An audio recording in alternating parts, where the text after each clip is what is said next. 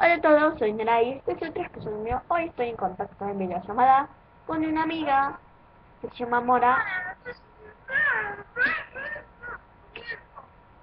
Está media... no, loca, no loca. No, es mi amiga. Estoy conectada. A ver, saluda. A ver, Mora, saluda. Saluda, Mora. ¡Quiero verme la cámara! Ok, acá no sé si la ven. No, no la pueden ver. Acá, miren. Mora, acá salí. Hola. ¡Hola! Y bueno, ahora le dejaré, voy a bajar el volumen, porque no lo voy a hacer. Bueno, le bajé el volumen. Muy bien.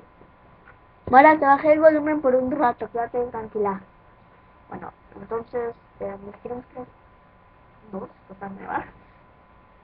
Bueno, tenemos ya que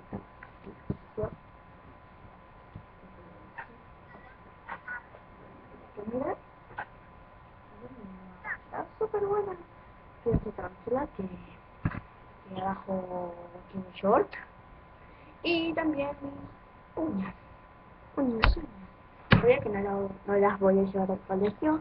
Las voy a llevar más en inglés y por mi casa para jugar. Siempre bueno. Si creen que me las pinté, no me las pinté. Son posuñas.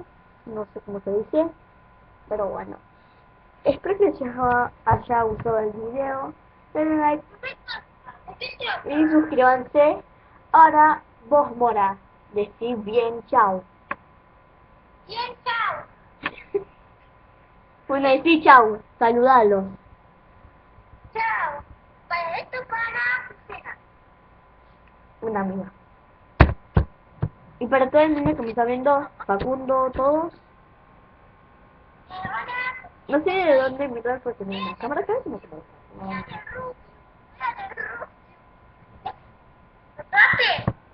No, no, bueno. Y esto fue todo el video por hoy. Espero que les haya gustado. Suerte si no escucharon lo que dijo mi amiga. Pero bueno, esto fue todo el video por hoy. Espero que les haya gustado. Denle like si quieren y suscríbanse. Si quieren no like.